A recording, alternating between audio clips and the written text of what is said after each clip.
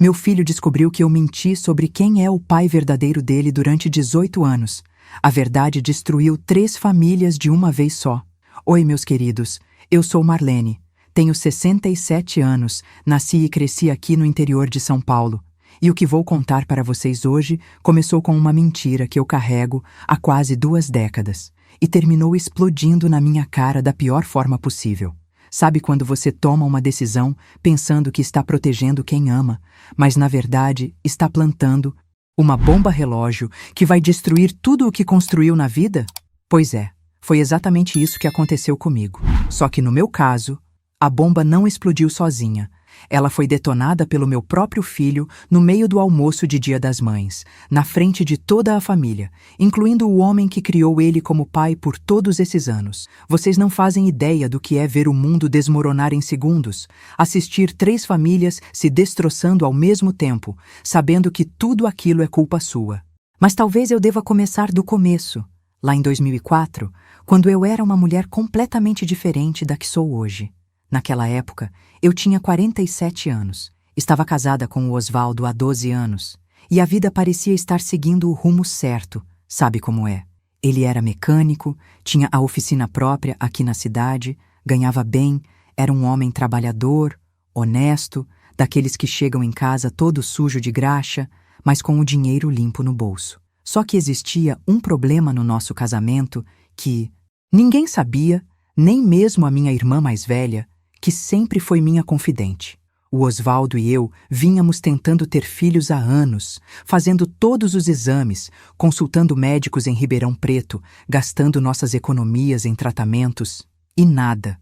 Os médicos diziam que era um problema de fertilidade dele, algo sobre a qualidade dos espermatozoides. Mas para um homem como o Osvaldo, criado naquela geração onde a masculinidade era medida pela capacidade de dar filhos para a esposa, aquilo era uma ferida que não cicatrizava. Ele ficava cada vez mais calado, mais distante, bebendo uma cervejinha a mais todo dia depois do trabalho, olhando com inveja quando via os amigos brincando com os filhos pequenos. Eu sentia que estava perdendo meu marido aos poucos, que aquela frustração estava consumindo ele por dentro, e eu me sentia culpada também, mesmo sabendo que não era culpa minha, nem dele. Foi numa dessas fases difíceis que apareceu o Roberto na minha vida.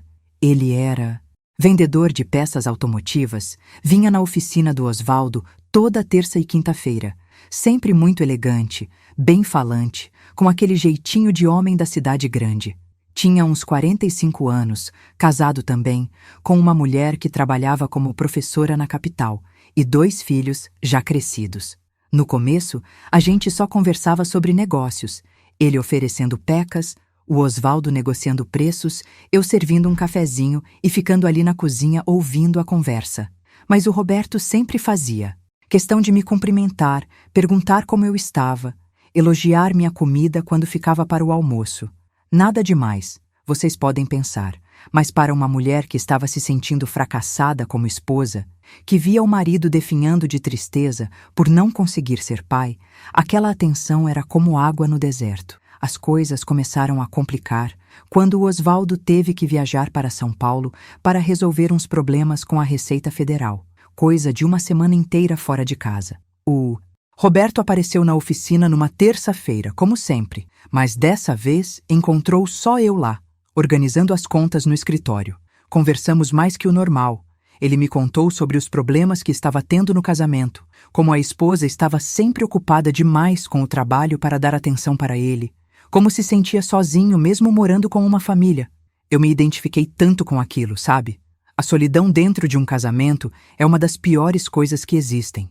Uma coisa levou a outra. Ele me convidou para tomar um lanche na padaria da Dona Maria. Só para conversar, ele disse. Nada demais, só 2 adultos desabafando sobre suas frustrações. Mas quando chegamos lá, ele pediu uma mesa mais reservada, no fundinho, longe de olhos curiosos. A cidade é pequena, todo mundo se conhece. E mesmo assim, eu aceitei sentar ali com ele. Começamos falando dos nossos casamentos, de como às vezes a vida não sai do jeito que a gente planeja, de como é difícil manter a esperança quando tudo parece dar errado. Ele tinha uma forma de falar que me fazia sentir compreendida, sabe? Quando o Osvaldo chegava estressado do trabalho, ele mal olhava para mim, mal perguntava como tinha sido meu dia. Já o Roberto prestava atenção em cada palavra minha, como se eu fosse a pessoa mais interessante do mundo.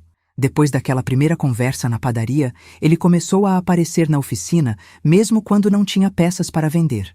Sempre com alguma desculpa, que estava passando por ali, que tinha uma pecinha nova para mostrar, que queria saber se o Osvaldo precisava de alguma coisa. Mas era óbvio que ele vinha me ver. E eu, Deus me perdoe, comecei a me arrumar melhor nos dias que sabia que ele ia aparecer. Pintava o cabelo, passava um batom, colocava aquele vestido azul que o Osvaldo nem reparava mais. O Roberto sempre reparava, sempre fazia algum elogio, sempre me fazia sentir mulher de novo. A primeira vez que ultrapassamos a linha foi numa quinta-feira de outubro. O Osvaldo tinha saído mais cedo para buscar umas peças em Araraquara, e o Roberto apareceu na oficina no final da tarde. Estávamos conversando sobre como nossos cônjuges não nos entendiam, como nos sentíamos sozinhos, e de repente ele segurou minha mão. Foi só isso, segurar minha mão por uns 5 segundos, mas senti uma eletricidade que não sentia há anos. Olhei nos olhos dele e vi que ele estava sentindo a mesma coisa. Não aconteceu nada naquele dia, mas a partir dali, ambos sabíamos que estava rolando algo perigoso entre a gente. As visitas dele ficaram mais frequentes, sempre quando o Osvaldo não estava. Ele trazia flores do jardim da casa dele, dizia que eram para alegrar o ambiente da oficina. Trazia doces que comprava na estrada, sempre dizendo que lembrou de mim quando viu. Pequenos gestos que faziam meu coração disparar, me faziam sentir desejada, especial, coisa que eu não sentia há muito tempo. O Osvaldo estava tão preocupado com a questão dos filhos, tão consumido pela própria frustração, que nem percebia as mudanças em mim. Eu estava mais arrumada, mais animada, cantando pela casa e ele nem notava. Só falava dos exames médicos, dos tratamentos que podíamos tentar, de quanto dinheiro íamos ter que gastar para realizar o sonho de ser pai. A situação ficou insustentável no final de novembro. O Roberto apareceu na oficina numa tarde que estava chovendo muito, encharcado, dizendo que o carro tinha pifado na estrada. O Osvaldo tinha ido ao banco e ia demorar para voltar. Ofereci uma toalha para ele se secar, fiz um café quentinho e ficamos ali na cozinha conversando enquanto a chuva caía lá fora. Ele me contou que a esposa tinha pedido um tempo no casamento, que estava pensando em se separar, que se sentia um fracasso como marido. Eu tentei consolá-lo. Disse que às vezes os casamentos passam por fases difíceis, mas que tudo podia se resolver. Foi quando ele me olhou daquele jeito, com os olhos cheios de lágrimas, e disse que eu era a única pessoa que realmente o entendia. Ele se aproximou para me dar um abraço de agradecimento. Eu retribuí, e quando percebi, estávamos nos beijando ali mesmo na cozinha. Foi um beijo desesperado, cheio de carência, de solidão, de toda a frustração que ambos estávamos guardando há meses. Quando nos separamos, eu disse que aquilo não podia acontecer, que éramos pessoas casadas, que tínhamos que parar com aquilo antes que fosse tarde. Demais. Mas ele segurou meu rosto com as mãos e disse que já era tarde demais, que não conseguia mais parar de pensar em mim, que eu tinha se tornado a coisa mais importante da vida dele. E eu, que deveria ter sido mais forte, que deveria ter mandado ele embora naquele momento, senti meu coração derreter com aquelas palavras. Ninguém nunca tinha dito que eu era importante assim. O Osvaldo me amava. Eu sabia disso, mas do jeito dele, meio calado, meio tímido. Já o Roberto declarava seus sentimentos como se fossem as últimas palavras que ele fosse falar na vida. A partir daquele dia, começamos um relacionamento que eu sabia que estava errado, mas que não conseguia parar. Ele aparecia sempre que o Osvaldo saía, a gente conversava, se beijava, e aos poucos fui me envolvendo emocionalmente de uma forma que nunca imaginei que fosse possível. Não era só atração física, era conexão emocional mesmo. Ele me fazia rir, me fazia sentir inteligente, bonita, desejada. Com o Osvaldo, eu me sentia como uma funcionária da casa, alguém que estava ali para cozinhar, lavar, cuidar das coisas, mas não como uma mulher completa. O Roberto me via como mulher, me desejava como mulher, me tratava como se eu fosse o prêmio mais valioso que ele poderia conquistar. Em dezembro, ele me deu um presente de Natal escondido, uma pulseirinha delicada que comprou numa joalheria de Ribeirão Preto. Disse que toda vez que eu olhasse para ela, lembraria que tinha alguém que me amava de verdade. Guardei a pulseira no fundo da gaveta das roupas íntimas, onde o Osvaldo nunca mexia, e só colocava quando sabia que o Roberto ia aparecer. Era o nosso segredo, o símbolo do que estávamos vivendo. A primeira vez que tivemos relações foi em janeiro de 2005, numa tarde muito quente em que o Osvaldo tinha viajado para Santos para buscar umas peças importadas. O Roberto apareceu com uma desculpa qualquer, mas ambos sabíamos por que ele estava ali. Fazia meses que estávamos caminhando para aquele momento, resistindo, brigando contra o que sentíamos, mas a atração era mais forte que a nossa força de vontade. Foi numa quinta-feira que eu nunca vou esquecer, porque foi o dia que mudou minha vida para sempre. Depois daquilo, nosso relacionamento se intensificou muito. Ele conseguiu mudar a rota de vendas dele para passar na nossa cidade 3 vezes por semana em vez de 2. Sempre vinha quando o Osvaldo estava fora, e a gente vivia aqueles momentos de intimidade que eu não sabia que podia sentir. Era como se eu tivesse descoberto uma parte de mim mesma que estava adormecida há anos. Mas ao mesmo tempo, a culpa estava me consumindo por dentro. Eu olhava para o Osvaldo de noite, ele dormindo do meu lado depois de mais um dia de trabalho pesado, e me sentia a pior pessoa do mundo. Ele estava batalhando para nos dar uma vida boa, sonhando em ser pai, fazendo planos para o nosso futuro, enquanto eu estava traindo ele com outro homem. Várias vezes pensei em terminar tudo com o Roberto. Várias vezes cheguei a falar para ele que aquilo tinha que parar, mas ele sempre conseguia me convencer do contrário. Dizia que me amava mais que tudo na vida, que ia se separar da esposa e que a gente podia ficar juntos oficialmente. Prometia que íamos ser felizes, que eu merecia viver um amor verdadeiro, não apenas um casamento por conveniência. E eu queria acreditar naquilo. Queria acreditar que podia ter direito à felicidade também. Em março, descobri que estava grávida. Quando vi o resultado do teste, sentei no chão do banheiro e chorei por 2 horas seguidas. Era o que o Osvaldo mais queria na vida, o sonho dele se realizando. Só que o filho não era dele, era do Roberto. Eu tinha certeza absoluta disso, porque com o Osvaldo a gente mal estava tendo relações naquela época. Ele estava tão desanimado com os tratamentos de fertilidade que tinha meio que desistido de tentar. Já com o Roberto, nossa paixão estava no auge. A gente não conseguia ficar longe um do outro. Quando contei para o Osvaldo que estava grávida, nunca vou esquecer a expressão do rosto dele. Foi como se todas as luzes se acendessem ao mesmo tempo, como se ele tivesse ganhado na loteria. Ele me pegou no colo, rodou comigo pela sala, chorou de alegria, saiu correndo para contar para os vizinhos, ligou para todos os amigos gritando que ia ser pai. Toda aquela felicidade genuína me dilacerava por dentro, porque eu sabia que era baseada numa mentira. Quando contei para o Roberto, a reação dele foi completamente diferente. Ele ficou em pânico, disse que aquilo complicava tudo, que não era o momento certo. A esposa dele tinha voltado para casa depois do período de separação. Eles estavam tentando reconstruir o casamento, e um filho com a amante ia destruir qualquer chance de reconciliação. Ele me pediu para não ter o bebê. Disse que podia pagar por um procedimento discreto em São Paulo, que ninguém nunca ficaria sabendo. Foi nesse momento que eu percebi que tipo de homem o Roberto realmente era. Quando a situação apertou, quando precisou assumir as consequências dos nossos atos, ele quis fugir da responsabilidade. Enquanto isso, o Osvaldo estava radiante, comprando roupinhas de bebê, pintando o quarto, contando os dias para ser pai. Não tive coragem de destruir aquela felicidade dele. Não tive coragem de confessar a verdade e ver o mundo dele desabar. Então tomei a decisão que mudaria nossas vidas para sempre. Decidi deixar o Osvaldo acreditar que o filho era dele e nunca mais falar com o Roberto. Foi a mentira mais cruel que já contei na vida. Mas na época me convenci de que estava protegendo todo mundo. O Osvaldo realizaria o sonho de ser pai. Eu teria meu filho.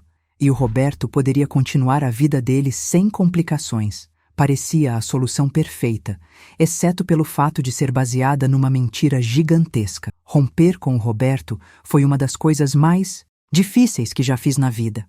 Na primeira vez que ele apareceu na oficina, depois que soube da gravidez, eu disse que não queria mais vê-lo, que aquilo tinha sido um erro terrível e que ele deveria esquecer que eu existia.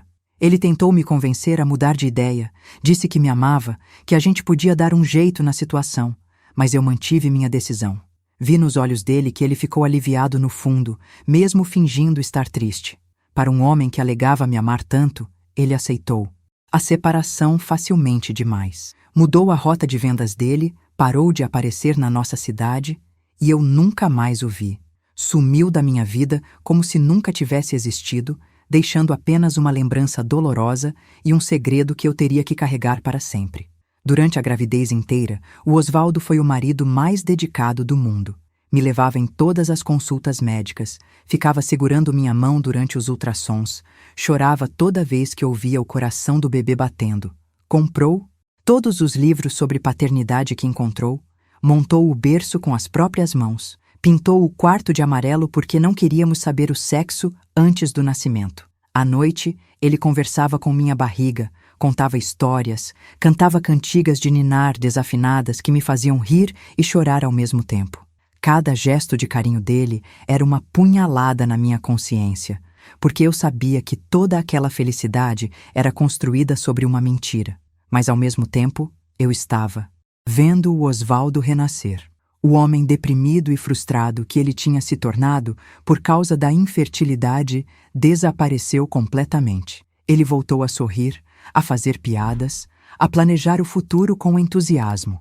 Começou a trabalhar ainda mais na oficina porque queria dar uma vida confortável para o filho que estava chegando.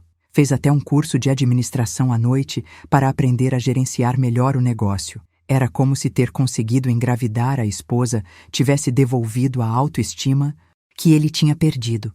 Como eu podia destruir aquilo? Como eu podia olhar nos olhos daquele homem maravilhoso e dizer que o filho que ele estava esperando com tanto amor não era dele? Então, mantive o segredo, engoli a culpa e tentei me convencer de que estava fazendo a coisa certa. O Joaquim nasceu em novembro de 2005, um menino lindo, saudável, que desde os primeiros dias se mostrou muito esperto e curioso. O Osvaldo estava presente no parto, segurou a minha mão durante todas as contrações, chorou mais que eu quando ouviu o primeiro choro do bebê. Quando o médico colocou o Joaquim no peito dele pela primeira vez, eu vi o amor mais puro que já existe no mundo. Era um pai segurando o filho, não importava se era biológico ou não. Aquele era o filho dele, de coração. Os primeiros anos foram os mais felizes da nossa família. O Osvaldo era um pai exemplar. Acordava de madrugada para ajudar com as mamadas, trocava fraldas, dava banho, cantava para o Joaquim dormir. Ensinou ele a falar, a andar de bicicleta, levava para pescar no açude do sítio do meu cunhado. O Joaquim cresceu chamando ele de pai com tanto amor, tanto carinho, que às vezes eu conseguia esquecer que eles não tinham laços de sangue. Era uma família de verdade, construída no amor, no cuidado, na dedicação diária. Mas conforme o Joaquim foi crescendo, algumas características físicas começaram a me deixar aflita. Ele tinha os olhos amendoados do Roberto, o mesmo formato do nariz, a mesma forma de sorrir de lado quando estava feliz. Quando completou 5 anos e cortou o cabelo curtinho, a semelhança ficou ainda mais evidente. Felizmente, o Osvaldo nunca pareceu notar, ou se notou, nunca comentou nada. Ele estava tão apaixonado por ser pai que não via defeitos no menino, muito menos semelhanças com outros homens. Para ele, o Joaquim era a cara dele quando era pequeno. Tinha puxado os genes da família da mãe, essas coisas que a gente inventa para explicar as diferenças físicas entre pais e filhos. O Joaquim se desenvolveu como um menino normal, inteligente, carinhoso, um pouco teimoso como o pai, mas de bom coração. Ia bem na escola, tinha muitos amigos, era educado com todo mundo. O Osvaldo se orgulhava tanto dele que às vezes até exagerava. Ficava falando das notas do menino para qualquer um que quisesse ouvir. Levava ele para a oficina nos finais de semana para ensinar o ofício. Sonhava que um dia o Joaquim assumiria o negócio da família. Era lindo de ver aquela relação entre eles, mas ao mesmo tempo era uma tortura para mim, porque eu sabia que tudo poderia desmoronar se a verdade viesse à tona um dia. Durante os anos que se seguiram, tentei várias vezes esquecer o que tinha acontecido, me convencer de que o passado era passado e que o importante era o presente que estávamos vivendo. O Osvaldo tinha se tornado um empresário de sucesso, expandiu a oficina, contratou mais funcionários, comprou uma casa maior para a família. Eu trabalhava como secretária numa clínica veterinária da cidade, gostava do que fazia, tinha uma rotina tranquila. O Joaquim crescia saudável e feliz. Era um dos melhores alunos da classe, jogava futebol no time da escola, tinha muitos amigos. Éramos uma família comum, com os mesmos problemas e alegrias de qualquer família brasileira de classe média. Se não fosse pelo peso do segredo que eu carregava, teria sido perfeito. Mas existe algo sobre mentiras que muita gente não entende, elas têm vida própria. Não importa quanto tempo passe, não importa o quanto você se esforce para enterrá-las, elas sempre encontram um jeito de voltar para te assombrar. No caso da minha mentira, o primeiro sinal de problema apareceu quando o Joaquim fez 15 anos. Ele estava estudando genética na escola, aquelas aulas sobre características hereditárias, grupos sanguíneos, essas coisas que hoje em dia fazem parte do currículo normal. Chegou em casa um dia todo empolgado, dizendo que tinha aprendido sobre tipos sanguíneos e que queria fazer um teste para descobrir se era possível o filho de pais tipo O ter sangue tipo A. Era um trabalho de ciências, bem inocente, mas que me deixou em pânico absoluto. Disse que não era necessário, que aquilo eram só teorias, mas ele insistiu tanto que o Osvaldo achou por bem levá-lo ao laboratório para fazer o exame. Era uma coisa simples, barata, e o menino estava interessado em aprender. Como eu podia me opor sem levantar suspeitas? No dia do resultado, eu estava tão nervosa que tive que tomar um calmante para não desmaiar. Felizmente deu tudo certo, os tipos sanguíneos eram compatíveis, e o Joaquim ficou satisfeito com a confirmação da teoria que tinha aprendido na escola. Mas aquele susto me fez perceber que quanto mais o tempo passava, mais arriscado ficava manter o segredo. O Joaquim estava crescendo, se tornando um jovem inteligente e curioso, interessado em entender o mundo ao redor dele. E o mundo estava mudando também, a tecnologia estava avançando, testes de DNA estavam ficando mais baratos e acessíveis. Uma hora ou outra, alguma coisa ia fazer a verdade vir à tona. O segundo sinal de alerta aconteceu quando o Joaquim completou 17 anos e começou a namorar sério uma menina da escola. A Camila era uma moça linda, filha de uma família tradicional da cidade, e os pais dela eram muito exigentes com quem a filha se relacionava. Queriam conhecer toda a família do namorado, saber sobre a origem, a educação, os valores que ele tinha recebido em casa. Foi quando o pai da Camila, o seu Antônio, que era advogado, começou a fazer perguntas sobre a família do Osvaldo que eu nunca tinha pensado antes. Ele queria saber sobre os avós do Joaquim, sobre características físicas que tinham sido passadas de geração para geração, sobre doenças hereditárias, essas coisas que famílias responsáveis investigam antes de aceitar um casamento sério. O Osvaldo, todo orgulhoso, começou a contar sobre a família dele, mostrando fotos antigas, explicando de onde vinham certas características do filho. Mas conforme a conversa foi andando, eu percebi que as contas não fechavam. O Joaquim não se parecia com ninguém da família do Osvaldo, não tinha puxado nenhuma característica física óbvia dos avós, dos tios, dos primos. E o seu Antônio, com um olhar de advogado que não perde nenhum detalhe, começou a fazer comentários sobre isso. Nada direto, nada acusatório, mas comentários que deixaram o Osvaldo pensativo. Pela primeira vez em todos aqueles anos, vi meu marido olhando para o filho de uma forma diferente, como se estivesse tentando encontrar semelhanças que antes tinha dado como certas. Aquela noite, ele ficou mexendo nos álbuns de fotos antigas, comparando fotos dele, criança, com fotos do Joaquim na mesma idade. Não disse nada para mim, mas eu percebi que uma semente de dúvida tinha sido plantada na cabeça dele. Foi o começo do fim da nossa tranquilidade. A partir daquele dia, comecei a notar que o Osvaldo observava o Joaquim com mais atenção. Reparava nos gestos, na forma de falar, nos trejeitos, como se estivesse procurando por algo que confirmasse a paternidade. E quanto mais ele observava, mais eu percebia que ele estava estranhando coisas que nunca tinha estranhado antes. O Joaquim tinha mesmo uns gestos que não eram do Osvaldo, uma forma de sorrir, de inclinar a cabeça quando estava pensando. Pequenos detalhes que, para quem conheceu o Roberto, eram inconfundíveis. Mas o Osvaldo não conhecia o Roberto. Então, essas características eram apenas diferenças inexplicáveis que começaram a incomodar ele. Tentei desviar a atenção dele sempre que possível. Fazia comentários sobre como o Joaquim tinha puxado os genes da minha família, inventava semelhanças com meus parentes que nem existiam. Mas um homem que começa a desconfiar da paternidade não se convence facilmente com explicações vagas. Ele começou a fazer perguntas indiretas, a comentar sobre casos que ouvia de homens que descobriam não ser pais biológicos dos filhos, a prestar atenção em programas de TV que falavam sobre testes de paternidade. Eu sentia que estava caminhando sobre gelo fino, que qualquer movimento em falso poderia quebrar tudo e me fazer afundar. O Joaquim percebeu que alguma coisa estava estranha entre os pais, mas não entendia o que.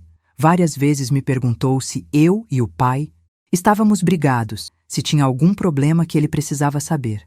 Eu sempre negava, dizia que era coisa da imaginação dele, que estávamos bem, mas a tensão em casa estava ficando insuportável. O Osvaldo estava cada vez mais calado, mais distante, passando mais tempo na oficina, evitando conversas familiares. Quando estava em casa, ficava olhando para o Joaquim de uma forma que me dava arrepios, como se estivesse vendo um estranho. A situação chegou ao limite numa noite de dezembro, quando estávamos assistindo um filme na televisão. Era um drama sobre uma mulher que escondia do marido que o filho não era dele. E quando a verdade apareceu, a família toda se destroçou. O Osvaldo fez um comentário sobre como era cruel uma mulher enganar um homem dessa forma, sobre como o marido da história era uma vítima que não merecia aquele sofrimento. Olhou para mim enquanto falava, com uma expressão que nunca tinha visto antes, cheia de suspeita e mágoa. Naquele momento, eu soube que ele sabia. Talvez não soubesse todos os detalhes, talvez não tivesse certeza absoluta, mas sabia que alguma coisa estava errada. E eu sabia que era questão de tempo até ele ter coragem de confrontar a verdade. A bomba relógio que eu tinha criado 18 anos atrás estava prestes a explodir e não havia mais nada que eu pudesse fazer para impedir. O confronto que eu tanto temia aconteceu numa madrugada de janeiro de 2023. Eu tinha acordado para beber água e encontrei o Osvaldo sentado na mesa da cozinha, mexendo no celular. Quando me viu, ele não desviou o olhar como vinha fazendo nas últimas semanas. Pelo contrário, me encarou com uma firmeza que me fez gelar por dentro. Marlene, precisamos conversar sobre uma coisa muito séria, ele disse. E pela primeira vez em 18 anos, eu soube que não tinha mais escapatória. Ele tinha pesquisado sobre testes de paternidade na internet, tinha descoberto que era possível fazer o exame sem que a outra pessoa soubesse, usando apenas alguns fios de cabelo. Disse que vinha desconfiando há meses, que certas coisas não faziam sentido, que tinha reparado em detalhes que antes passavam despercebidos. A forma como o Joaquim gesticulava quando estava nervoso, o jeito de franzir a testa quando concentrado, até a maneira de rir eram diferentes de qualquer pessoa da família dele. Eu criei esse menino como meu filho, amei ele mais que a minha própria vida, mas preciso saber a verdade, ele disse, com a voz embargada. Se você me enganou durante todos esses anos, se me fez acreditar numa mentira, eu tenho o direito de saber. Naquele momento, eu poderia ter negado tudo, poderia ter inventado mais uma desculpa, mais uma explicação. Mas olhando para aquele homem que tinha sido o melhor marido e o melhor pai que alguém poderia ter, eu não conseguia adicionar mais uma mentira à montanha de mentiras que já tinha contado. As lágrimas começaram a descer pelo meu rosto e ele entendeu tudo, sem que eu precisasse falar uma palavra. O silêncio que se seguiu foi o mais doloroso da minha vida. Vi o mundo dele desmoronando em tempo real, vi 18 anos de amor e dedicação se transformando em dúvida e amargura. Ele levantou da cadeira como um homem que tinha levado um soco no estômago, encostou na parede e começou a chorar. Não era um choro de tristeza comum, era um choro de quem descobriu que a vida inteira tinha sido uma farsa. Como você pôde fazer isso comigo, Marlene? Ele perguntou, entre soluços. Como você pôde me deixar amar esse menino, sabendo que ele não era meu filho? Como você pôde assistir eu sonhando, planejando, trabalhando para dar uma vida boa para ele, sabendo que era tudo baseado numa mentira? Tentei explicar. Tentei contar sobre como me sentia sozinha na época, sobre como o Roberto tinha aparecido na minha vida num momento de fragilidade, sobre como tomei a decisão pensando em proteger todo mundo. Mas cada palavra que eu falava parecia machucá-lo ainda mais. Ele não queria ouvir sobre as minhas razões. Ele só conseguia pensar na traição, na enganação, nos anos de vida que tinha dedicado a um filho que não era dele. E quem é o pai verdadeiro? Ele perguntou, com uma frieza na voz que nunca tinha ouvido antes. Ele sabe que tem um filho? Ele sabe que enquanto eu trabalhava para sustentar a família, o filho dele estava crescendo na minha casa, comendo da minha comida, usando o meu sobrenome? Contei sobre o Roberto, sobre como ele tinha desaparecido da nossa vida, sobre como nunca mais tínhamos tido contato. Disse que ele não sabia que o Joaquim existia, que tinha deixado claro na época que não queria assumir a responsabilidade de ser pai. Isso pareceu deixar o Osvaldo ainda mais revoltado.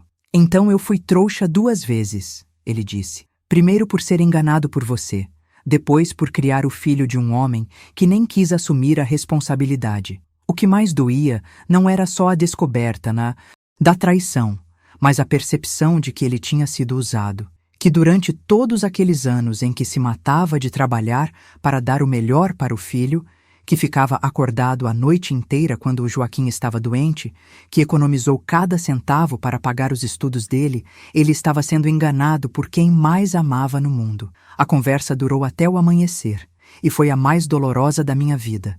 Tentei fazer ele entender que, independente da biologia, o Joaquim era filho dele de coração, que 18 anos de amor e dedicação não podiam ser apagados por um teste de DNA. Mas ele estava machucado demais para ouvir isso. Disse que precisava de tempo para pensar, para processar tudo aquilo, para decidir o que fazer com a informação. Pediu para eu não contar nada para o Joaquim ainda, pelo menos até ele decidir como lidar com a situação. Os dias que se seguiram foram um inferno. O Osvaldo mal falava comigo, evitava ficar no mesmo cômodo que eu, dormia no sofá da sala. Com o Joaquim, ele tentava agir normal, mas eu percebia o esforço que estava fazendo. Cada abraço, cada conversa, cada demonstração de carinho parecia causar uma dor física nele. Era como se estivesse abraçando um fantasma, convivendo com uma lembrança de algo que nunca tinha existido de verdade. O Joaquim notou a mudança imediatamente. Perguntou várias vezes o que estava acontecendo, por que o pai estava tão estranho, se tinha alguma coisa que ele tinha feito de errado. Eu inventava desculpas. Dizia que o pai estava preocupado com problemas no trabalho, que era só uma fase, mas um filho sempre sabe quando os pais estão mentindo, principalmente um filho inteligente como o Joaquim. Uma semana depois da nossa conversa, o Osvaldo tomou uma decisão que me deixou desesperada. Disse que ia fazer o teste de paternidade oficial, que precisava ter certeza absoluta antes de decidir qualquer coisa. Mesmo eu já tendo confessado, ele precisava ver o resultado preto. No branco, precisava ter a confirmação científica daquilo que o coração dele já sabia. Tentei dissuadi-lo. Disse que aquilo só ia causar mais sofrimento para todos. Mas ele estava decidido. Eu dediquei minha vida inteira para esse menino, ele disse. Tenho o direito de saber se ele é realmente meu filho ou se eu fui enganado desde o primeiro dia. Fomos os 3 ao laboratório numa manhã de sexta-feira. Eu inventei uma desculpa qualquer para o Joaquim. Disse que era só um exame de rotina que o plano de saúde estava exigindo. Ele não desconfiou de nada. Estava até brincando com o Osvaldo na sala de espera, contando sobre um jogo de futebol que tinha no fim de semana. Ver os dois ali, pai e filho conversando e rindo juntos, sabendo que talvez fosse uma das últimas vezes que isso aconteceria, foi de partir o coração. O resultado ficaria pronto em 1 semana. Foram os 7 dias mais longos da minha vida. O Osvaldo estava cada vez mais distante, mais frio, mais revoltado. Eu percebia que ele estava se preparando psicologicamente para o que já sabia que ia encontrar no resultado. Estava se despedindo mentalmente da paternidade, se desligando emocionalmente do filho que tinha criado com tanto amor. Na segunda-feira seguinte, fomos buscar o resultado. Eu nem precisei ler o papel para saber o que estava escrito. A expressão no rosto do Osvaldo disse tudo. Probabilidade de paternidade, 0%. As palavras que confirmavam cientificamente o que eu já sabia há 18 anos. O Joaquim não era filho biológico do homem que tinha sido pai dele a vida inteira. Na volta para casa, o silêncio no carro era ensurdecedor. O Joaquim tentava puxar conversa, mas nem eu, nem o Osvaldo conseguíamos responder direito. Quando chegamos em casa, o Osvaldo foi direto para o quarto, fechou a porta e ficou lá o resto do dia. Eu sabia que ele estava processando não só a confirmação da traição, mas o luto de uma paternidade que tinha sido real para ele. Durante quase 2 décadas. Naquela noite, ele me procurou na cozinha e disse as palavras que eu mais temia ouvir. Vou contar para o Joaquim. Ele tem o direito de saber quem é o pai verdadeiro dele, e eu tenho o direito de não carregar mais essa mentira. Implorei para ele reconsiderar.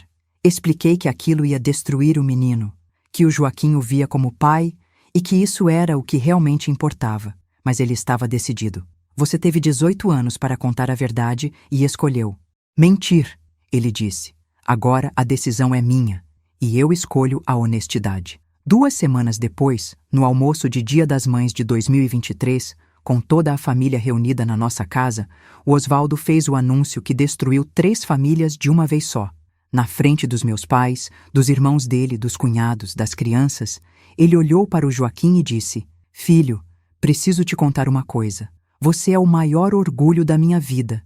Te amo mais que tudo nesse mundo, mas descobri que não sou seu pai biológico.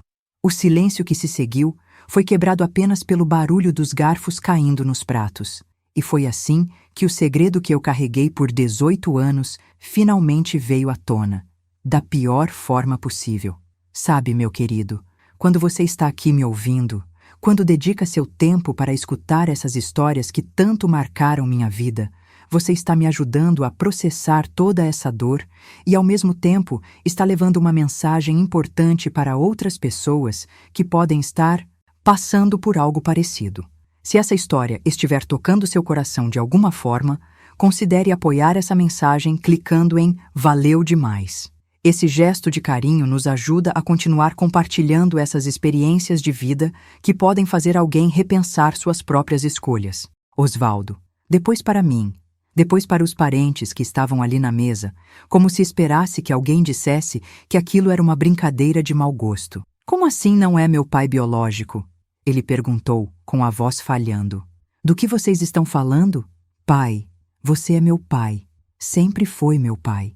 Ver aquele menino de 18 anos, que até 5 minutos antes era apenas um jovem feliz comemorando o Dia das Mães com a família, se transformar numa pessoa completamente perdida e confusa foi de partir o coração.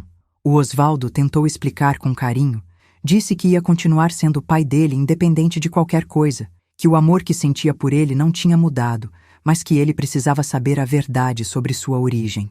Mas as palavras soavam vazias diante da magnitude da revelação. O Joaquim se levantou da mesa com tanta força que derrubou a cadeira.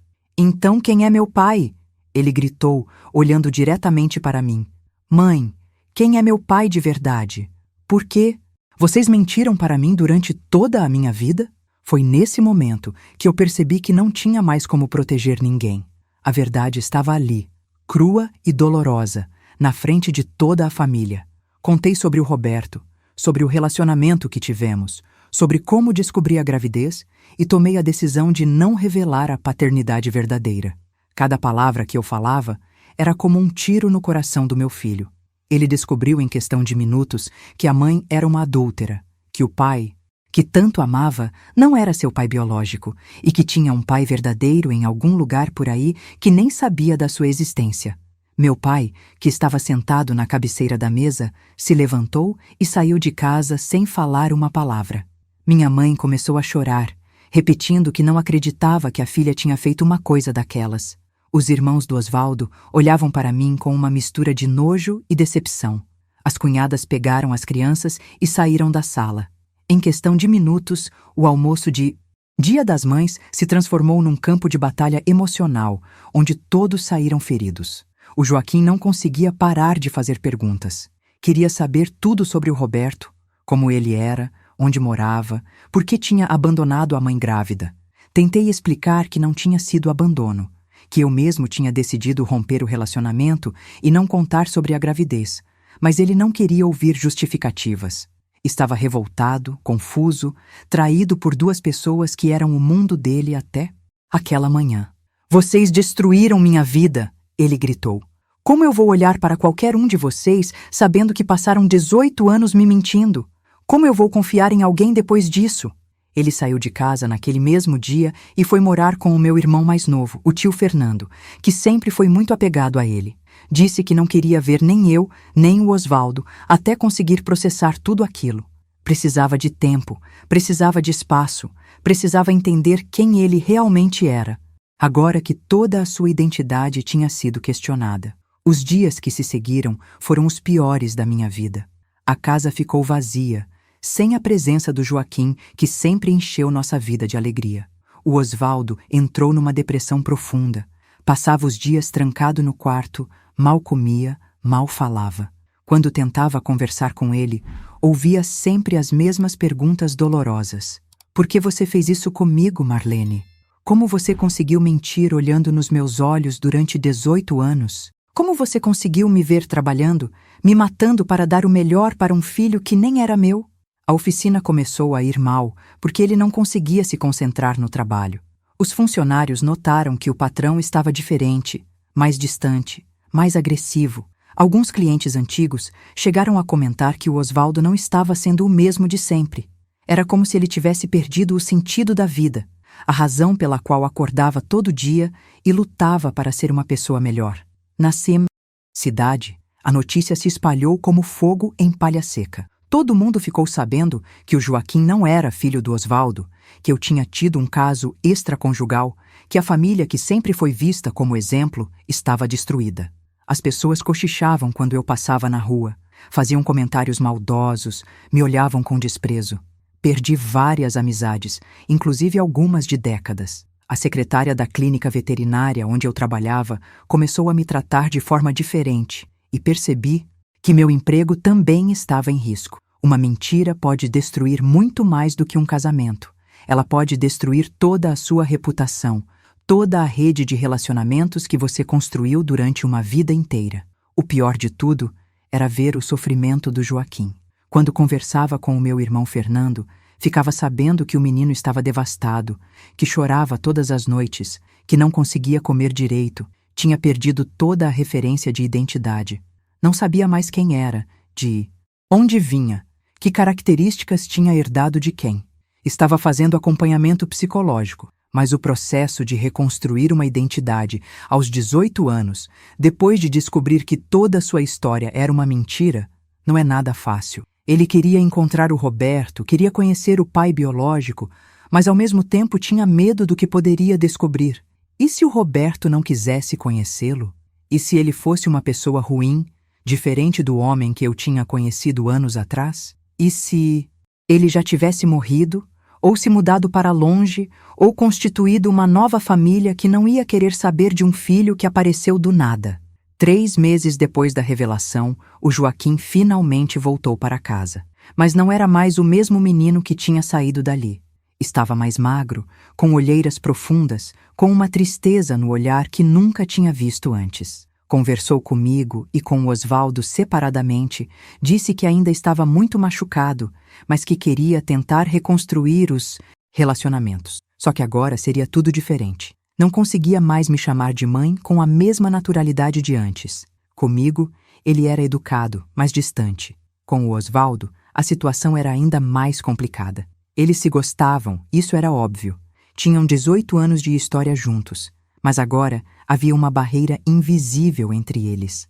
O Osvaldo não sabia mais como se comportar, se ainda podia dar conselhos de pai, se ainda tinha autoridade para estabelecer regras, se ainda podia cobrar responsabilidades. E o Joaquim não sabia se ainda devia obediência, respeito e carinho para um homem que descobriu não ser seu pai biológico. Era doloroso assistir os dois tentando reconstruir uma relação que sempre tinha sido natural e espontânea.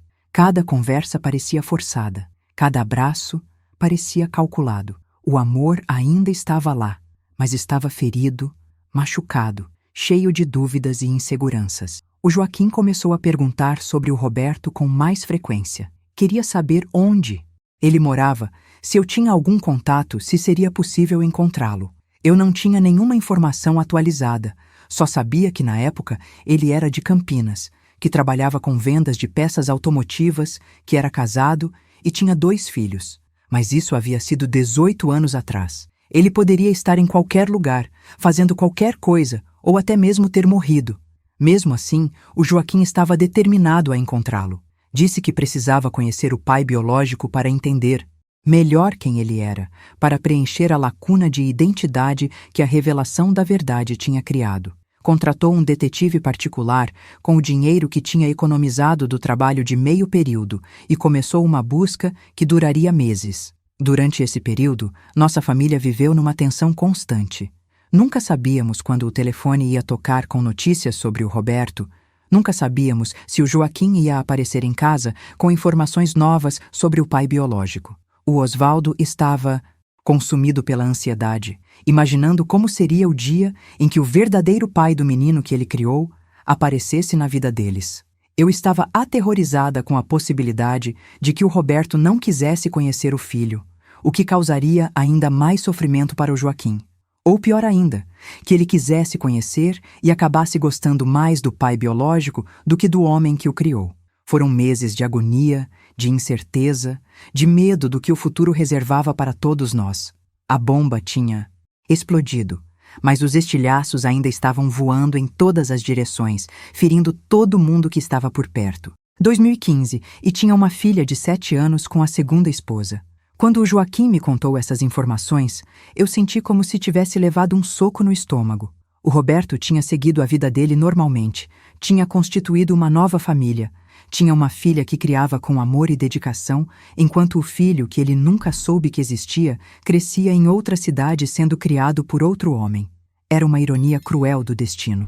O detetive disse que o Roberto parecia ser uma pessoa bem-sucedida, respeitada na comunidade onde morava, sem problemas com a justiça, aparentemente um homem de família comum. Mas como explicar para esse homem que ele tinha um filho de 18 anos em algum lugar? Como contar que 18 anos atrás, uma mulher casada com quem ele teve um relacionamento escondeu uma gravidez e permitiu que outro homem criasse o filho dele? O Joaquim estava dividido entre a curiosidade de conhecer o pai biológico e o medo de ser rejeitado. Passava horas conversando comigo sobre como deveria abordar o Roberto, se deveria ligar diretamente, se deveria aparecer na empresa dele, se deveria enviar uma carta explicando a situação. Eu tentava aconselhá-lo da melhor forma possível, mas como aconselhar alguém numa situação que eu mesma nunca tinha vivido? Como preparar um filho para conhecer um pai que nem sabia da sua existência? Depois de muito pensar, decidimos que eu deveria fazer o primeiro contato. Afinal, eu conhecia o Roberto, sabia como ele reagia às situações difíceis e poderia preparar o terreno para o encontro com o Joaquim. Foi a ligação mais difícil que já fiz na vida. Disquei o número da empresa dele com as mãos tremendo, o coração batendo tão forte que eu podia ouvir na minha cabeça. Quando ele atendeu, reconheci imediatamente a voz, mesmo depois de 18 anos. Roberto, aqui é a Marlene, de São Carlos. Lembra de mim? O silêncio do outro lado da linha durou uma eternidade. Quando ele finalmente respondeu, a voz estava diferente, mais madura, mas ainda com aquele tom que eu lembrava. Marlene, nossa, faz quanto tempo? Como você conseguiu meu telefone? Expliquei que precisava conversar com ele sobre algo muito importante, algo que tinha acontecido no passado e que estava afetando nossas vidas no presente. Ele ficou curioso, mas também cauteloso. Perguntou se estava tudo bem com o meu marido, se eu estava precisando de alguma coisa. Foi quando eu soltei a bomba. Roberto, eu engravidei quando estávamos nos vendo em 2005. Você tem um filho de 18 anos. O silêncio que se seguiu foi ainda mais longo que o primeiro. Eu podia ouvir a respiração dele do outro lado, irregular, como de alguém que tinha levado um choque. Marlene, O que você está falando? Que filho? Por que você nunca me contou? A conversa, que durou quase 2 horas, foi uma montanha-russa de emoções. Expliquei toda a situação, como descobri a gravidez, como decidi não contar para ele na época, como o Osvaldo criou o Joaquim como filho próprio durante todos esses anos, como a verdade tinha vindo à tona recentemente. O Roberto ficou em choque. Passou por todas as fases que qualquer pessoa passaria: negação, revolta, tristeza, curiosidade. Queria saber tudo sobre o Joaquim, como ele era, o que gostava de fazer, se era inteligente, se parecia com ele. Ao mesmo tempo, estava processando o fato de que tinha perdido 18 anos da vida de um filho que nem sabia que existia. Você tinha o direito de me contar, Marlene, ele disse com a voz embargada. Por mais complicada que fosse a situação, eu tinha o direito de saber que tinha um filho, e ele tinha o direito de conhecer o pai verdadeiro. Eu tentei explicar as razões que me levaram a tomar aquela decisão na época, mas percebi que para ele, como para o Osvaldo e para o Joaquim, as razões importavam pouco diante da magnitude da mentira. Ele estava revoltado, mas ao mesmo tempo curioso para conhecer o filho. Perguntou se o Joaquim sabia sobre ele, se queria conhecê-lo, como estava lidando com a descoberta da verdade. O mais difícil foi explicar que o Joaquim estava sofrendo muito, que a revelação tinha destruído toda a estrutura familiar que conhecia, que ele estava fazendo terapia para conseguir processar tudo. O Roberto ficou em silêncio por um longo tempo e depois disse algo que me marcou para sempre. Esse menino sofreu por causa da sua mentira, Marlene. Ele perdeu 18 anos de convivência com o pai biológico e agora está tendo que lidar com essa confusão toda. Você não destruiu só a vida do seu marido, você destruiu a vida do nosso filho também. Combinamos que ele conversaria com a esposa atual sobre a situação antes de tomar qualquer decisão sobre conhecer o Joaquim. Afinal, descobrir que o marido tinha um filho de 18 anos com outra mulher não era uma informação fácil de digerir para ninguém. Ele disse que precisava de alguns dias para processar tudo, para decidir como lidar com aquela situação inesperada. Quando desliguei o telefone, eu estava completamente exausta emocionalmente. Contar a verdade para o Roberto tinha sido quase tão difícil quanto ver ela sendo revelada para o Joaquim e o Osvaldo. Mais uma pessoa tinha sido atingida pelos estilhaços da minha mentira. Mais uma família ia ter que lidar com as consequências das minhas escolhas erradas. O Joaquim ficou ansioso esperando o retorno do Roberto. Passava os dias perguntando se ele tinha ligado, se tinha dado alguma resposta, se queria conhecê-lo. A insegurança era evidente. O medo da rejeição estava consumindo ele por dentro. Já tinha perdido a imagem do pai que conhecia a vida inteira.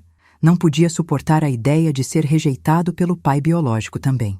3 dias depois da minha ligação, o Roberto retornou.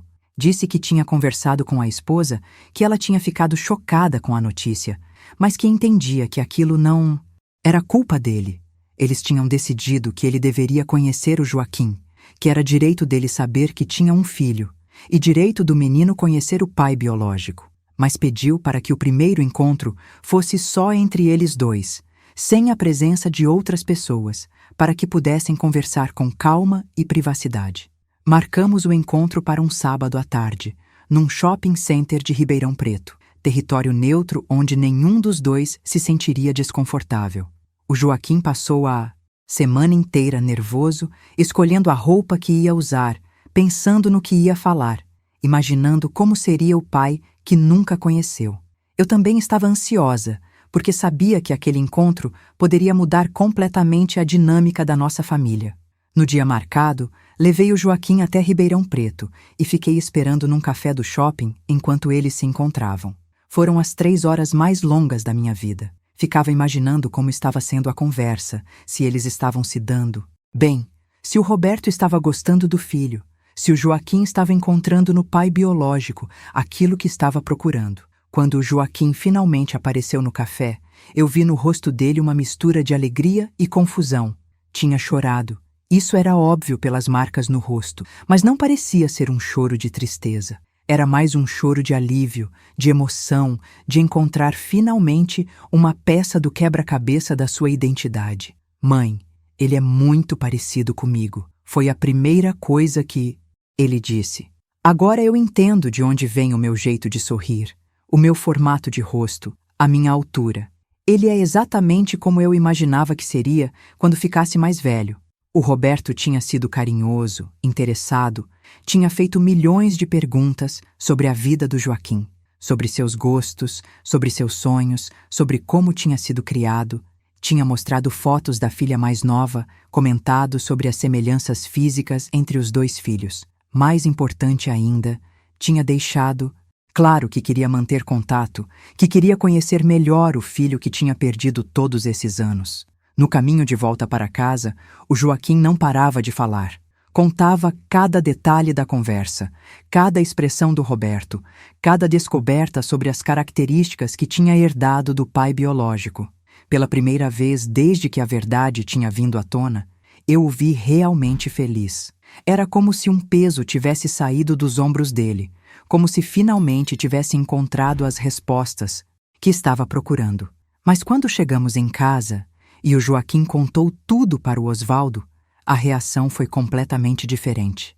O homem que tinha criado ele com tanto amor durante 18 anos ouviu em silêncio todas as maravilhas sobre o pai biológico, sobre as semelhanças físicas, sobre os planos de manter contato. E quando o Joaquim terminou de falar, o Osvaldo se levantou da cadeira e saiu de casa sem dizer uma palavra.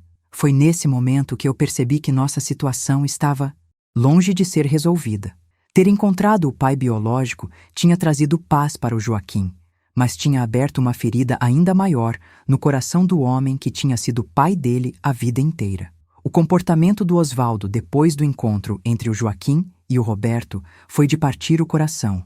Ele começou a se afastar ainda mais do menino que tinha criado como filho, como se cada demonstração de alegria do Joaquim em relação ao pai biológico fosse uma punhalada no peito dele. Quando Joaquim tentava contar sobre as conversas que estava tendo com o Roberto, sobre os planos de visitá-lo em Sorocaba, sobre como estava descobrindo coisas novas sobre si mesmo, o Osvaldo ficava calado, com uma expressão de dor que era insuportável de ver. Era como assistir um homem sendo substituído aos poucos, perdendo o lugar que ocupou durante quase 2 décadas na vida do menino que amava como filho. O pior era que o Joaquim não conseguia entender completamente o sofrimento do Osvaldo. Para ele, que estava vivendo a euforia de finalmente conhecer as origens, de entender de onde vinham certas características suas, de ter respostas para perguntas que sempre o incomodaram, era natural querer manter contato com o pai biológico. Ele não percebia que cada vez que falava com entusiasmo sobre o Roberto, estava ferindo profundamente o homem que tinha abdicado de tudo para criá-lo. As visitas do Joaquim a Sorocaba começaram a se tornar frequentes. Todo fim de semana, ele ia para lá, conhecia a vida do Roberto, a nova esposa, a irmã mais nova. Voltava para casa contando sobre as aventuras, sobre como o Roberto o estava ensinando sobre o negócio de peças automotivas, sobre como estava sendo incluído nas atividades familiares. Para um jovem de 18 anos que sempre se sentiu diferente, que sempre teve a sensação de que não se encaixava completamente na família, encontrar pessoas com quem se identificava fisicamente e emocionalmente era uma descoberta maravilhosa. Mas para o Osvaldo, cada relato era uma confirmação de que estava perdendo o filho para outro homem. A situação ficou insustentável quando o Roberto convidou o Joaquim para passar as férias de dezembro em Sorocaba. Disse que queria compensar os anos perdidos, que queria que o filho conhecesse a família extensa, os avós, os tios, os primos que ele nunca tinha visto. Era um convite carinhoso, feito com as melhores intenções, mas que soou como um tiro no coração do Osvaldo. Quando o Joaquim chegou em casa animado, contando sobre o convite, pedindo permissão para viajar, o Osvaldo explodiu pela primeira vez desde que tudo tinha começado. "Você não é mais meu filho, é isso?" Ele gritou, com os olhos cheios de lágrimas. 18 anos eu dediquei a você. 18 anos acordando de madrugada quando estava doente, trabalhando dobrado para pagar seus estudos, ensinando você a ser um homem de bem, e agora que apareceu o pai verdadeiro, eu não sirvo mais. Para nada? Foi uma discussão terrível, cheia de mágoa, de ressentimento, de dor acumulada. O Joaquim tentou explicar que o amor que sentia pelo Osvaldo não tinha mudado, que ele sempre seria o pai que o criou, mas que também tinha o direito de conhecer o pai biológico. O Osvaldo não conseguia aceitar essa divisão. Não conseguia entender como poderia ser pai pela metade, como poderia dividir o filho que considerava seu com um homem que nunca tinha feito nada por ele. Eu não quero ser o pai número 2 na sua vida, ele disse, entre soluços. Ou eu sou seu pai, ou eu não sou. Não consigo aceitar essa situação de ficar dividindo você com ele. A discussão terminou com o Osvaldo saindo de casa e o Joaquim trancado no quarto, chorando. Eu fiquei ali na sala, sozinha, vendo minha família se despedaçar por causa de decisões que eu tinha tomado 18 anos atrás. Era como estar assistindo um filme de terror onde eu era ao mesmo tempo a vítima e o monstro. Naquela noite, o Osvaldo não voltou para casa. Dormiu na oficina, no sofá velho que ficava no escritório.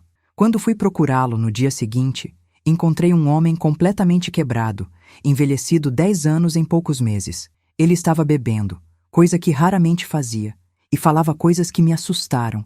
Dizia que tinha perdido tudo na vida, que tinha sido um idiota em acreditar que podia ser feliz, que não sabia mais qual era o seu lugar no mundo. Marlene, eu não sei mais quem eu sou, ele disse com a voz pastosa. Durante 18 anos, eu fui o Osvaldo, pai do Joaquim. Era essa a minha identidade. Era isso que me dava sentido. Agora, o que eu sou? Apenas o homem que foi enganado, que criou o filho de outro, que foi usado como um palhaço durante quase 20 anos. Tentei consolá-lo. Disse que ele sempre seria importante na vida do Joaquim, que ninguém poderia apagar 18 anos de amor e dedicação.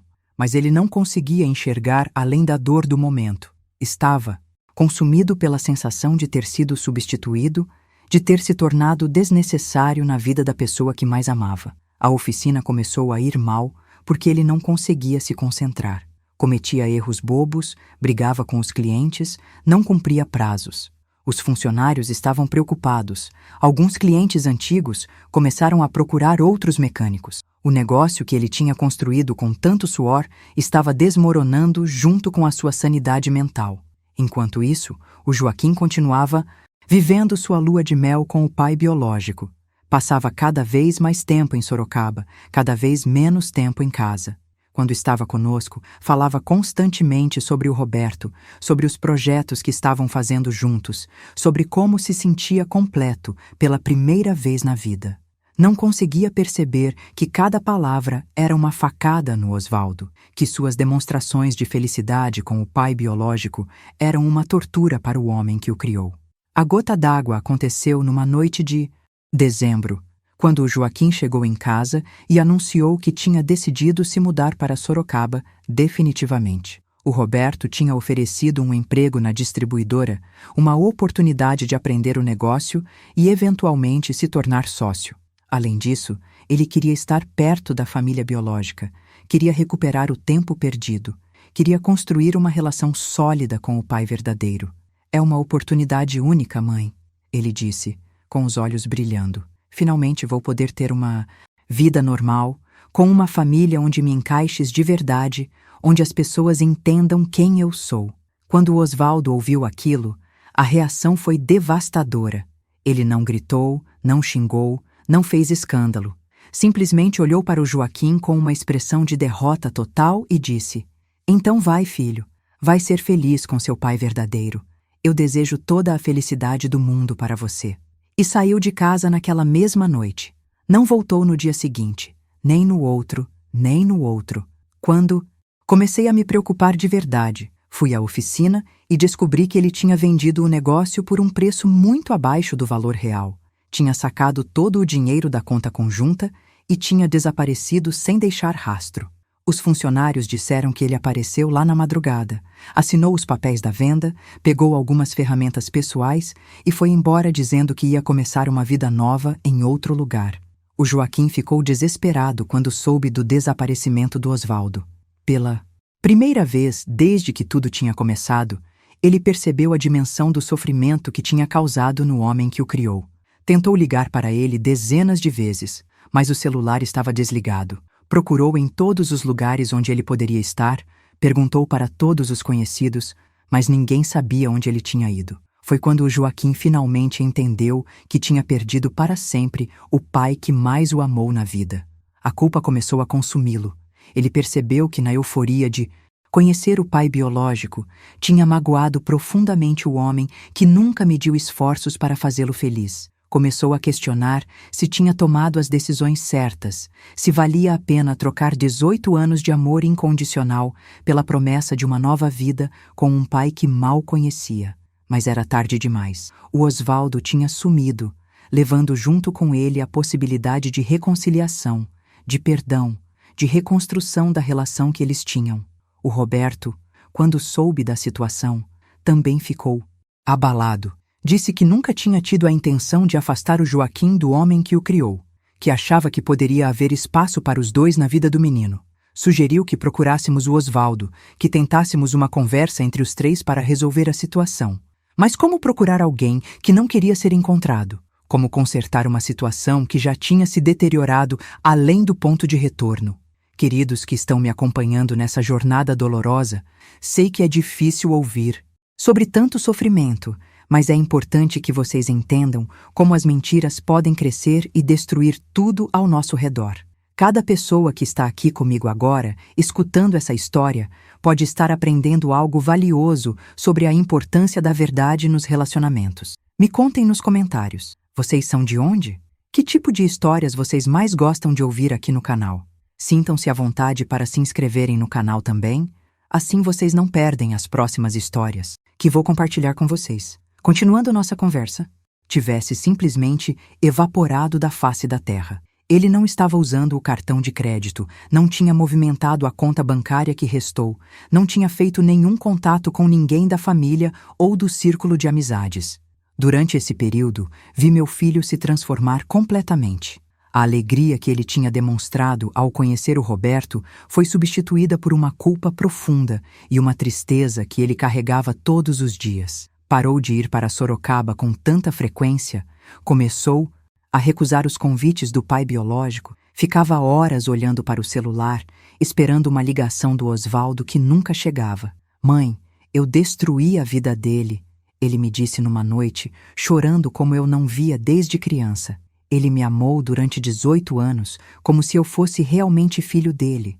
E na primeira oportunidade que tive de conhecer meu pai biológico, eu praticamente o abandonei. Como eu pude ser tão ingrato? Como eu pude magoar tanto o homem que mais me amou na vida? Tentei consolá-lo. Disse que ele era muito jovem para lidar com uma situação tão complexa, que era natural querer conhecer as origens, que o Osvaldo eventualmente entenderia e voltaria. Mas no fundo, eu também estava começando a perder a esperança. Conhecia meu marido há mais de 20 anos. Sabia que ele era orgulhoso, teimoso, que quando tomava uma decisão radical, dificilmente voltava atrás. A possibilidade de que ele realmente tivesse decidido desaparecer para sempre da nossa vida estava se tornando cada vez mais real. O Roberto tentou ajudar da forma dele. Conversou várias vezes com o Joaquim, explicou que não era necessário escolher entre um pai e outro, que havia espaço para os dois na vida dele. Chegou até a sugerir que procurássemos o Osvaldo juntos, que ele poderia pedir desculpas pela forma como as coisas tinham acontecido, que poderiam encontrar uma maneira de dividir a paternidade de forma civilizada. Mas o Joaquim estava convencido de que tinha cometido um erro terrível ao se afastar do Osvaldo, e a culpa estava comendo ele por dentro. Em março de 2024, quase 6 meses depois do desaparecimento, recebemos a primeira e única notícia sobre o Osvaldo. Um antigo cliente da oficina ligou dizendo que tinha visto ele trabalhando numa oficina mecânica em Cuiabá, no Mato Grosso. Estava usando outro nome, tinha deixado crescer a barba, estava mais magro, mas o homem tinha certeza de que era ele. Imediatamente, o Joaquim quis viajar para Cuiabá para procurá-lo. Disse que ia pedir perdão, que ia explicar que tinha percebido o erro, que queria reconstruir a relação com o homem que o criou. Eu apoiei a decisão, mas com o coração apertado, porque sabia que existia uma grande possibilidade de o Osvaldo não querer nos ver, de ele ter construído uma nova vida longe de nós e não querer ser incomodado com o passado doloroso. A viagem para Cuiabá foi tensa. O Joaquim estava nervoso, ansioso, ensaiando o que ia falar quando encontrasse o Osvaldo. Eu estava com medo da reação do meu marido, de como ele ia reagir ao nos ver depois de tanto tempo, se ia nos perdoar ou se ia nos expulsar da vida dele definitivamente. Encontramos a oficina onde ele supostamente estava trabalhando, e realmente era ele. Estava debaixo de um carro, mexendo no motor, com um macacão sujo de graxa, exatamente como eu o conheci tantos anos atrás. Quando ouviu nossos passos e olhou para cima, a expressão no rosto dele foi de choque. Total. Era como se tivesse visto fantasmas, pessoas que pertenciam a um passado que ele estava tentando esquecer. "O que vocês estão fazendo aqui?"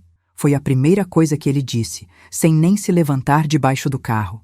A voz estava diferente, mais áspera, mais cansada. "Osvaldo, por favor, precisamos conversar", eu disse. "Sabemos que erramos, sabemos que causamos muito sofrimento, mas não podemos deixar as coisas terminarem assim." O Joaquim se aproximou, com os olhos cheios de lágrimas. "Pai, eu sinto muito mesmo. Eu fui um idiota, um ingrato. Você é meu pai de verdade, sempre foi, sempre vai ser. Por favor, me perdoa."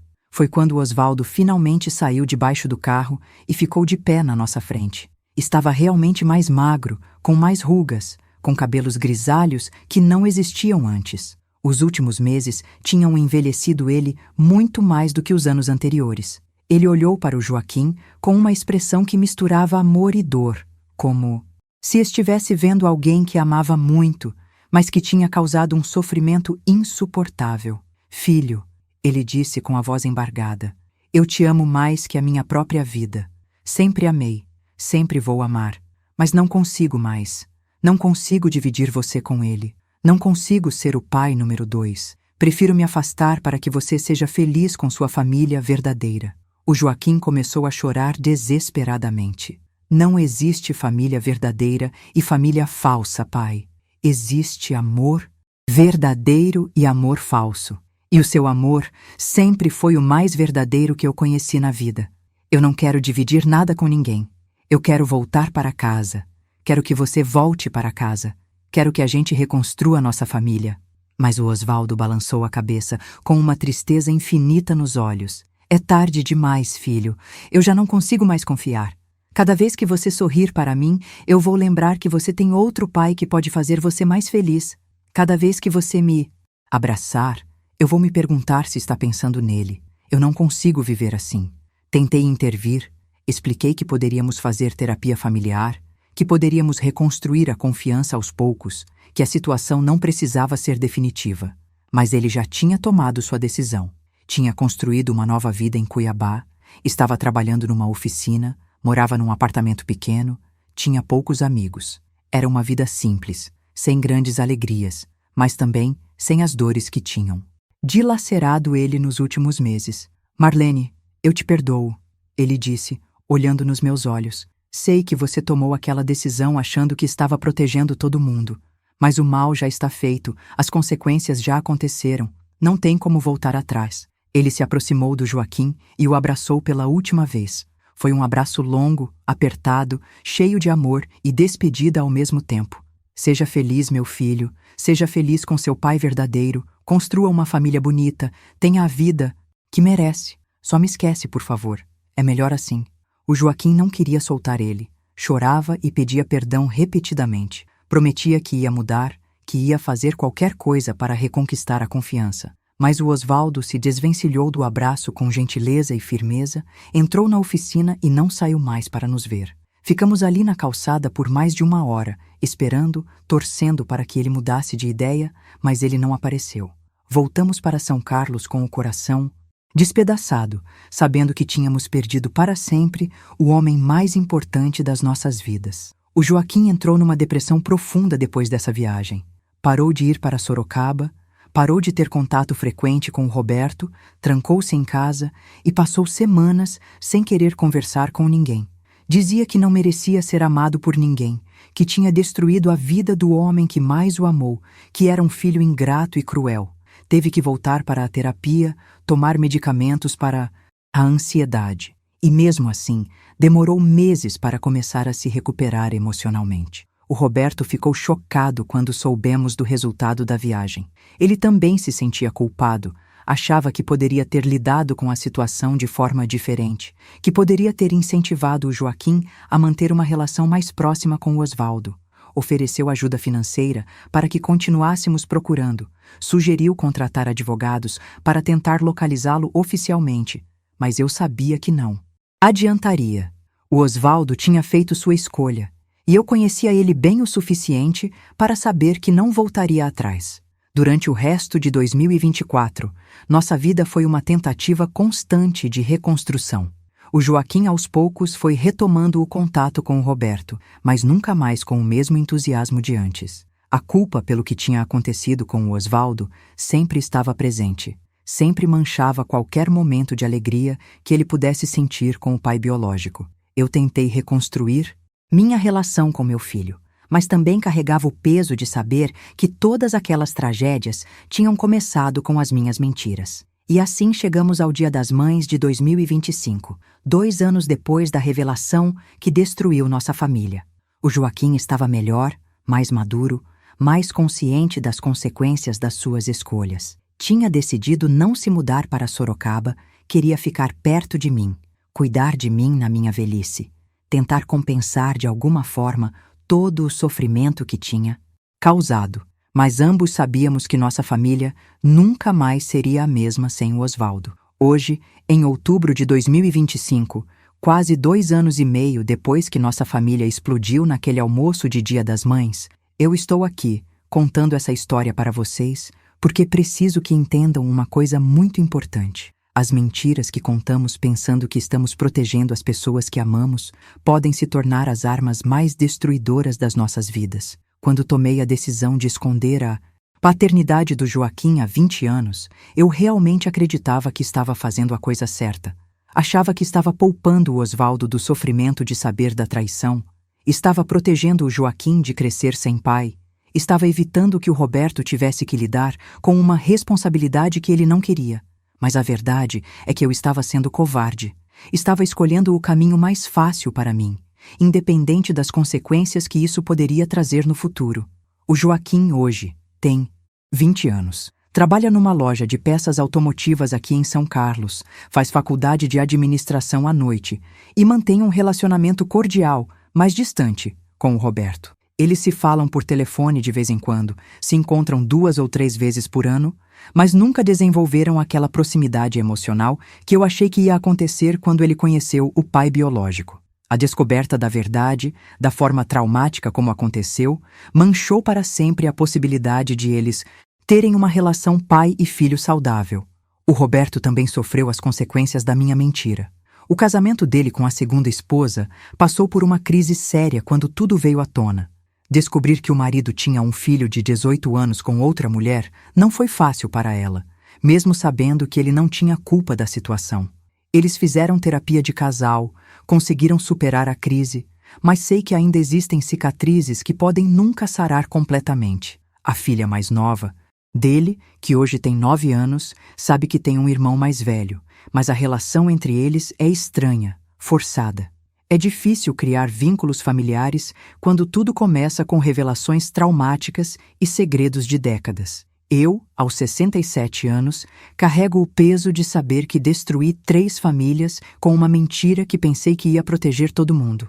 Perdi o marido que mais amei na vida. Vi meu filho passar por um sofrimento terrível e sei que sou a responsável por tudo isso. Algumas noites eu fico imaginando como teria sido se tivesse tomado decisões diferentes lá em 2005. E se tivesse contado a verdade para o Roberto na época. E se tivesse confessado para o Osvaldo logo depois que o Joaquim nasceu. E se tivesse sido honesta desde o início, independente da dor que isso causaria no momento? Talvez tivéssemos encontrado uma forma de lidar com a situação que não causasse tanto sofrimento para todo mundo. Mas essas são perguntas que nunca vão ter resposta, porque não dá para voltar no tempo e consertar os erros do passado. O que aprendi nesses anos todos é que a verdade, por mais dolorosa que seja, sempre é melhor que uma mentira. A verdade dói na hora, mas a mentira corrói por dentro durante anos, décadas, até que finalmente explode e destrói tudo ao redor. Quando você mente para proteger alguém, você não está realmente protegendo essa pessoa, você está apenas adiando o sofrimento e muitas vezes multiplicando ele por 1000. O Osvaldo continua em Cuiabá, pelo que sabemos. De vez em quando, alguém conhecido vê ele por lá, sempre trabalhando, sempre sozinho, vivendo uma vida simples e reservada. Nunca mais tentou entrar em contato conosco, nunca mandou notícias, nunca demonstrou interesse em saber como estamos. É como se tivesse apagado completamente 20 anos da vida dele, como se nunca tivéssemos existido. O Joaquim ainda sonha com ele às vezes, ainda espera que um dia ele apareça na porta de casa pedindo para recomeçar. Mas eu sei que isso nunca vai acontecer. Conheço o Osvaldo bem demais para ter essa esperança. Ele é daqueles homens que, quando toma uma decisão, por mais dolorosa que seja, não volta atrás. E talvez seja melhor assim. Talvez ele tenha encontrado uma paz em Cuiabá que nunca conseguiria encontrar aqui conosco, carregando o peso da traição e da mentira. A lição mais importante que tirei de tudo isso é que não existe mentira pequena quando se trata de relacionamentos. Toda mentira, por menor que pareça, tem o potencial de crescer e se transformar numa avalanche destrutiva. Quando você esconde algo importante de alguém que ama, você está plantando uma bomba relógio na relação. Pode demorar anos, décadas para explodir, mas uma hora ela vai explodir. E quando explodir, pode destruir não só a relação, mas a vida de todo mundo envolvido. Se existe alguém me ouvindo agora que está carregando um segredo pesado, que está escondendo algo importante de alguém que ama, meu conselho é: conte a verdade antes que seja tarde demais. Vai doer, vai ser difícil, pode até terminar a relação, mas pelo menos todo mundo vai ter a chance de lidar com a realidade e tomar decisões baseadas na verdade, não na mentira. A covardia de não enfrentar a verdade no momento certo pode custar muito mais caro do que você imagina.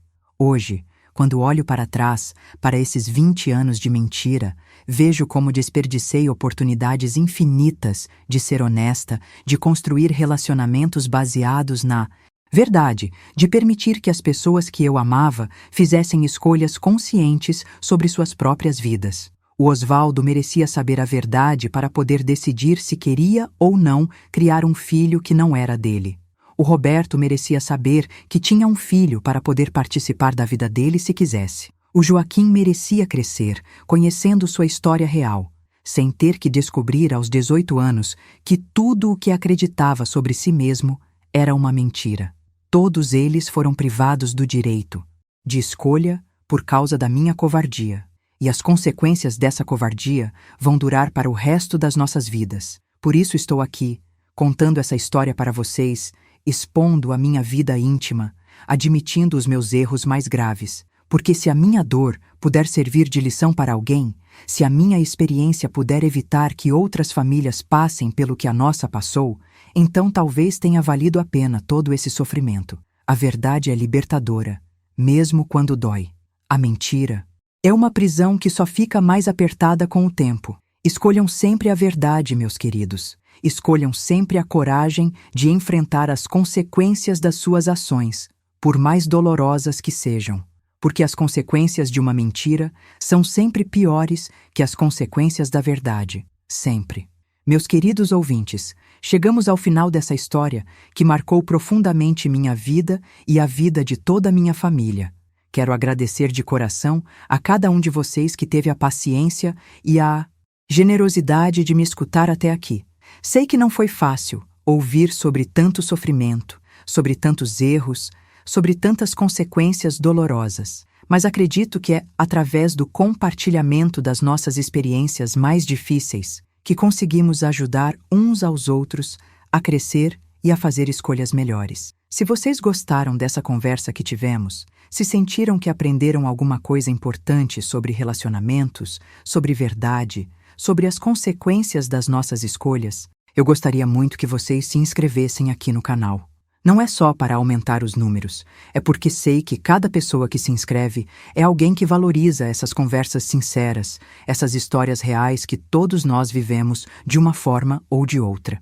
E principalmente, gostaria que vocês contassem para mim, nos comentários, sobre suas próprias experiências. Vocês já passaram por situações parecidas? Já tiveram que lidar com mentiras em relacionamentos importantes? Já tiveram que tomar decisões difíceis sobre contar ou não contar a verdade? Compartilhem suas histórias com nossa comunidade, porque é assim que criamos uma rede de apoio, uma família virtual onde todos podem aprender uns com os outros. Lembrem-se sempre, vocês não estão sozinhos nas suas lutas, nas suas dúvidas, nas suas dores. Todos nós já erramos, todos nós já mentimos, todos nós já causamos sofrimento para pessoas que amamos. O importante é aprender com os erros, ter coragem para mudar e, sempre, sempre escolher a verdade, mesmo quando ela dói.